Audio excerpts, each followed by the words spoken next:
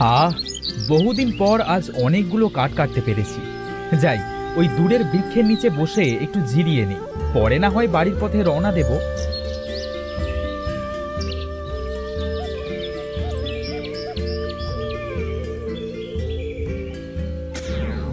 কে গো তুমি? আমার দাঁড়ে ঘুমিয়ে আছো? কে কে কথা বলছে? এই দিকে চেয়ে দেখো। তবে রে, এক্ষুনি কুড়াল দিয়ে তোর মাথাটা কেটে ফেলবো। এভাবে নিজের মরণ নিজেই ডেকে আনছো? কুড়োল নিচে নামাও কাঠুরিয়া। তাহলে আগে বলো, আমার কোনো ক্ষতি করবে না? আমি কেন তোমার ক্ষতি করব? আমরা তোমাদের মানুষের মতো দুষ্ট না। তোমরা মানুষ জাতি, বিনা কারণে একে অন্যের ক্ষতি করো। আমরা কারণ ছাড়া কারোর গায়ে ফুলের টোকাটাও দেই না। তুমি আমার রাজ্যের দ্বারে ঘুমিয়ে আছো, তাই তোমাকে জাগাতে চেয়েছি। কোথায় তোমার রাজ্য? এই বৃক্ষের ভেতরেই আমার রাজ্য। আমি আন্তরিকভাবে দুঃখিত। আমি জানতাম না এই বৃক্ষে তোমার রাজ্য। আমি ছোটবেলা থেকে জেনে আসছি যে তোমরা মানুষের রক্ত চুষে খাও। এজন্যই প্রথমে নিজের জীবন রক্ষা করতে তোমাকে মারবার জন্য কুড়াল হাতে নিয়েছিলাম। তোমার ধারণা ভুল। আমরা বিনা অপরাধে কারোর রক্ত চুষে খাই না। যারা দুষ্ট তাদের আমরা শাস্তি দেই।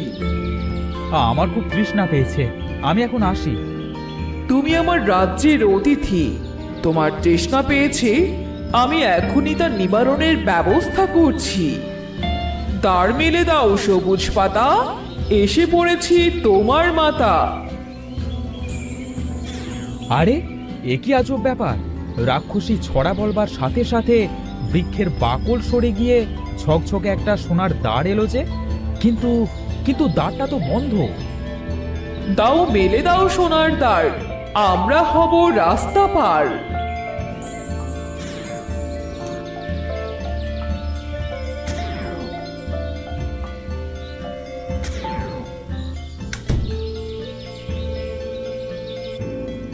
এ কি, এ যে সত্যি সত্যি রাক্ষসীর রাজ্যে এসে পড়লাম যে।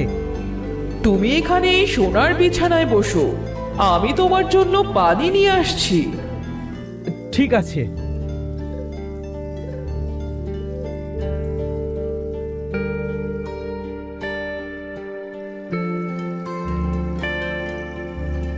এই নাও বিশুদ্ধ খাবার পানি।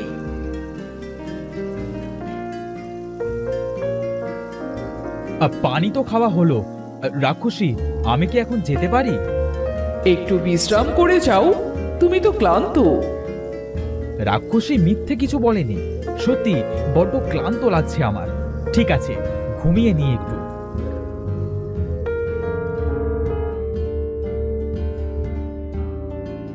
রাক্ষসী, আমি তোমাকে বিয়ে করতে চাই। আমি রাক্ষসী জেনেও তুমি আমাকে বিয়ে করতে চাও? তুমি নিজেই বলেছিলে তোমরা কাউকে বিনা কারণে শাস্তি দাও না, কিন্তু মানুষ বিনা কারণে শাস্তি দেয়। এজন্য আমি বিয়ে করতে চাই। না গো, তা হয় না। কেন হবে না? কেন? আমি জানি তুমি বিবাহিত, আর আমি সতীনের ঘর করতে পারবো না। তবে এই রাক্ষসীর কাছ থেকে কেউ কিছু চেয়ে তা পায়নি, এরকমটা কখনোই হয়নি। আমি তোমার সন্তানহীন জীবনের দুঃখ ঘুচিয়ে দিতে চাই। এই নাও, এই 3 ব্যাংকে তুমি তোমার বাড়িতে নিয়ে যাও। সন্তান স্নেহে এদের লালন পালন করো। ব্যাঙ দেবে আমায় সন্তান সুখ? হ্যাঁ, ভেবে নিও এরা তোমার 3 কন্যা। তুমি যখন বলছো, নিশ্চয়ই এর পেছনে কোনো কারণ লুকিয়ে আছে। তাই 3 ব্যাঙ কন্যাকে আমি সাদরে গ্রহণ করলাম। আমায় ভরসা করার জন্য ধন্যবাদ তোমায়।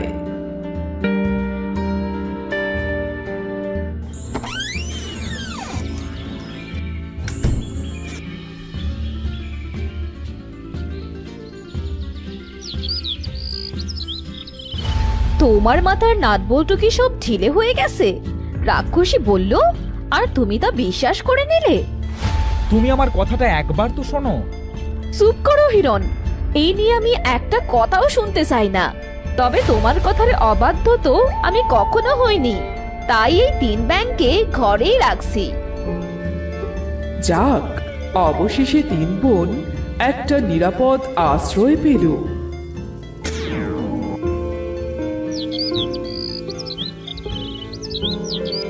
আমরা খাচ্ছি, ওদের দেখছি না যে। দিচ্ছি, ওদেরও খাবার দিচ্ছি। কই গো 3 আজব বোন, আসুন, এসে আহার গ্রহণ করে আমাকে উদ্ধার করুন। ওই তো আমার ব্যাংক কন্যারা আসছে। আহা, ব্যাংক কন্যা, কালে কালে কত কি দেখবো।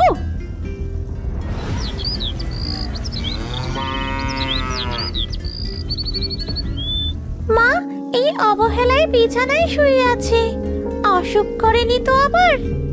হতে পারে, তুই এখানেই থাক, আমরা দুজন গিয়ে বন থেকে বাবাকে ডেকে নিয়ে আসি। ঠিক আছে, তাড়াতাড়ি ফিরে আয়। কে কে আছে ঘরে? কে কথা বললো এখন? তোমার ব্যাংক কন্যা মা, চিনতে পারছো না? তোরা কথা বলতে পারিস? হ্যাঁ মা, তোমার কষ্ট হচ্ছে, আমাকে বলো। তার মানে হিরণ ঠিকই বলেছিল, এরা কোনো সাধারণ ব্যাঙ নয়, রাক্ষসী নিশ্চয়ই কোনো রহস্য জানে। কই কই তোদের মা? বিনা, বিনা, তুমি ঠিক আছো তো? হিরণ, তুমি ঠিকই বলেছিলে, রাক্ষসী তোমায় বোকা বানায়নি, ওরা আসলেই অসাধারণ ব্যাঙ। আমি তোমাকে কি বলেছিলাম? ওরা আমাদের সন্তানহীন জীবনে দুঃখ ঘোচাবে। ওদের মুখে মা ডাক শুনে আজ আমি সুস্থ হয়ে গিয়েছি হিরণ, আমার আর কোনো অসুখ নেই। না মা, এইভাবে বলো না, বাবার সঙ্গে গিয়ে তুমি একবার ডাক্তার দেখিয়েই আসো। নিজেদের সঙ্গে আর অন্যায় করো না মা। হিরণ, হিরণ, ওরা তোমায় আর আমায় মায়ের মতোই ধমকাচ্ছে। তো কন্যারা তো মাই হয় বলো। ওরে পাকা বুড়ি রে! এতদিনে ওরা ওদের মায়ের মন জয় করতে পেরেছে। যাক, এখন আমি শান্তিতে আমার রাজ্যে যেতে পারবো।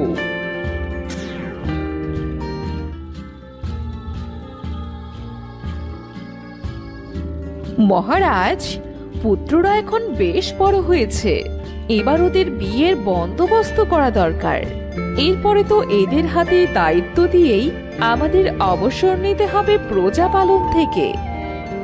তবে তাই হবে, তবে তার আগে তাদের একটা পরীক্ষা নেব আমি, ধনুর্বিদ্যার পরীক্ষা। নির্দিষ্ট জায়গা থেকে তারা 4 জনে তীর ছুঁড়বে, যে মেয়ে তার তীর কুড়িয়ে পাবে সেই মেয়েই হবে তার রানী।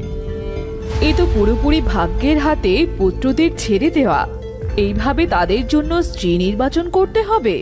কোথায় কত কত রাজকন্যাকে দেখে শুনে পুত্রদের জন্য যোগ্য যুবরানী ঘরে আনবো, তা নয়। এ কেমন উৎপেতে ব্যাপার। দিদি, মহারাজের মতের সাথে ভিন্নতা পোষণ করো না। উনি যেহেতু সিদ্ধান্ত নিয়েছেন, নিশ্চয়ই ভাবনা চিন্তা করেই নিয়েছেন। ছোট রানী, তুমি তোমার পুত্রদের ভাগ্যের হাতে ছেড়ে দিতেই পারো, কিন্তু আমি তো আর এত বোকা নই। আমাকে আগে জানতেই হবে পুত্র বিক্রম কোন দিকে তীর ছুড়বে। ওদিকেই আমি পছন্দের রাজ্যের সব রাজকন্যাদের দাঁড় করিয়ে রাখবো। তারপর তীর যেদিকেই কুড়িয়ে পাক না, আফসোস থাকবে না। মা মা, আমরা বেরোলাম। কোথায় বেরোচ্ছিস? না খেয়ে একদম বাইরে যেতে পারবি না। তা হয় না মা, বাবাকে ছাড়া খাবো না আমরা, ওনাকে কাছ থেকে নিয়ে এসে তবেই খাবো। ঠিক আছে, সাবধানে যাস।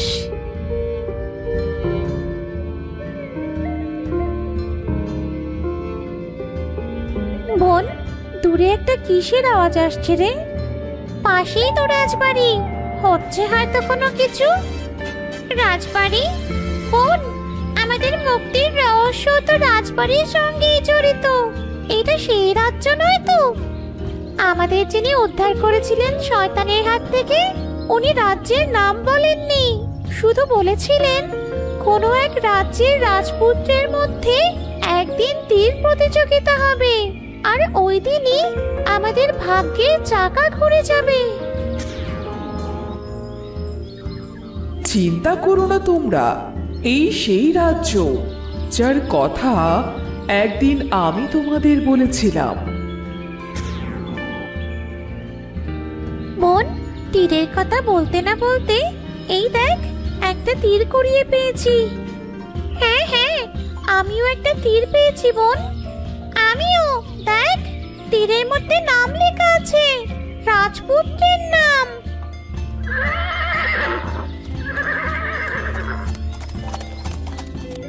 বড় ভাই বিক্রম তো তার তীর সহজেই কুড়িয়ে পেয়েছে, সঙ্গে পেয়েছে এক অপরূপা রাজকন্যাকে।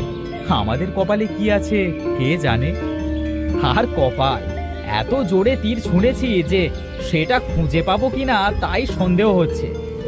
আমার প্রিয় ভাইরা, ওইদিকে তাকিয়ে দেখো, মনে হচ্ছে 3 ভাইয়ের তীর 3 ব্যাঙের হাতে পড়েছে। হ্যাঁ, চলো তো গিয়ে দেখি ব্যাপারখানা কি। দেখ বোন, 3 রাজপুত্র ঘোড়া থেকে নেমে আমাদের দিকে এগিয়ে আসছে। ওগো ব্যাং, আমাদের তীর ফেরত দাও দয়া করে। ফেরত দেব যদি তোমরা আমাদের 3 বোনকে বিয়ে করো। এ কি, এরা তো মানুষের কণ্ঠে কথা বলছে রে ভাই। কিন্তু ওরা যে বিয়ে করতে বলছে তা কি করে সম্ভব? তোমাদের আমরা কেমন করে বিয়ে করব? আমরা যে মানুষ, তোমরা যে ব্যাং। তবে তোমাদের তীর না হয় নাই ফিরে পেলে? না না, তীর যে আমাদের ফিরে পেতেই হবে। তাহলে আমাদের 3 বোনকে তোমাদের 3 ভাইয়ের বিয়ে করতেই হবে। ঠিক আছে, ভাগ্যে যখন আমাদের এটাই আছে তবে তাই হোক। এসো, আমাদের ঝোলার উপরে উঠে বসো, আমরা তোমাদের প্রাসাদে নিয়ে যাই। তোমরা বড় ভালো রাজপুত্র, তোমাদের ভালো হবে, দেখো তোমাদের অনেক ভালো হবে।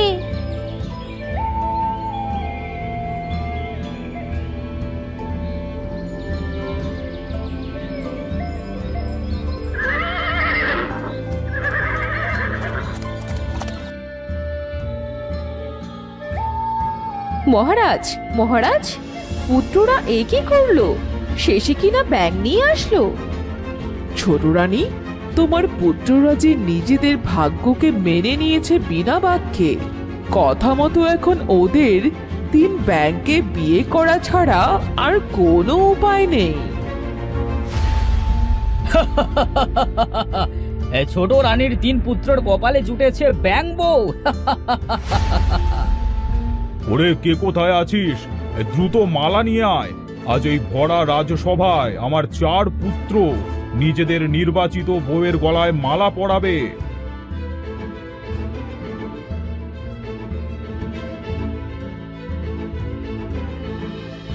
মহারাজ, সুদর্শন রাজপুত্ররা কদাকার ব্যাঙের গলায় মালা দেবে? বিষয়টা আর একটু ভেবে দেখলে হতো না? না মানে, এখানে তো রাজপুত্রদের ভবিষ্যৎ জড়িয়ে আছে। না দাসী, কথা যখন দিয়েছি তা রাখতেই হবে আমাকে। নাও নাও, মালা চলে এসেছে। পুত্রগণ, তোমরা এবার তোমাদের সঙ্গিনীদের গলায় মালা পরিয়ে দাও।